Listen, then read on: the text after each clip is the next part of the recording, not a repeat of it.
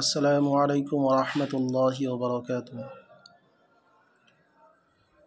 মাহতারামুল হাজিরিন ও ভাই সাথীগণ, আমার কাছে অনেকজন বলেছে যে হুজুর, একটা মানুষ ঈমান আনার পরে কতক্ষণ পর্যন্ত পরিপূর্ণ মুমিন হতে পারবে না।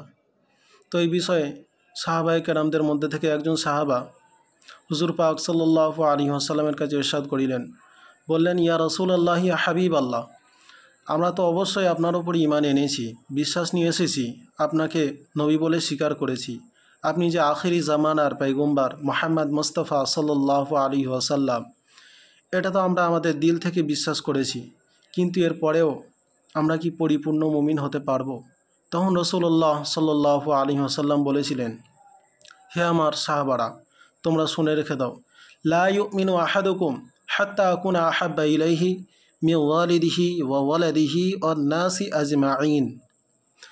হে আমার প্রিয় সাহাবাগণ, তোমরা শুনে রেখে দাও, তোমরা ঈমান আনার পরেও যদি তোমাদের লা ইউমিনু আহাদুকুম হাত্তা আকুনা আহাব্বা ইলাইহি মিন ওয়ালিদিহি, তোমাদের নিজেদের থেকেও আর তোমাদের পিতামাতার থেকেও আর তোমাদের বিবি বাচ্চা সন্তান সন্তনি তাদের থেকেও, তোমাদের পাড়া প্রতিবেশী আত্মীয় স্বজন তাদের থেকেও যদি আমাকে বেশি না ভালোবাসো, ততক্ষণ পর্যন্ত তোমরা পরিপূর্ণ মুমিন হতে পারবে না।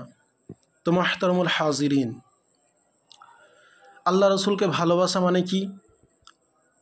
আল্লাহ রসুলের ভালোবাসা মানে এই না যে আমরা নবী দিবসেতে যানবাহনে করে মাইক নিয়ে বাজনা নিয়ে ইয়া রসুল আল্লাহ, ইয়া হাবিব আল্লাহ এটা করতে করতে বার হব। ভালোবাসা মানে এইটাই না যে আমরা শুধু শুক্রবারের দিনকে 2 রাকাত ইমাম সাহেবের পেছনে নামাজ পড়ে চলে আসব। ভালোবাসা মানে হলো যে মান আহাব্বা সুন্নতি ক্বালা রাসূলুল্লাহ সাল্লাল্লাহু আলাইহি ওয়াসাল্লাম, মান আহাব্বা সুন্নতি ফাকাদ আহাব্বানি ওয়া মান আহাব্বানি কানা মাই ফিল জান্নাহ। হুজুর পাক সাল্লাল্লাহু আলাইহি ওয়াসাল্লাম বলেন, হে আমার সাহাবাগণ, হে পৃথিবীর মানুষগণ, তোমরা শুনে রেখে দাও, জেনে রেখে দাও, মান আহাব্বা সুন্নতি ফাকাদ আহাব্বানি, আমাকে ভালোবাসা মানে হলো আমার সুন্নতকে ভালোবাসা। আমি যেই কাজের আদেশ করেছি সেই কাজ তারা দিল থেকে, মন থেকে, প্রাণ থেকে করবে। আর আমি যে কাজ থেকে তাদেরকে নিষিদ্ধ করেছি, বাধা দিয়েছি, সেই কাজ থেকে তারা করা তো দূরের কথা, তারা তার ধারে বাড়েও যাবে না।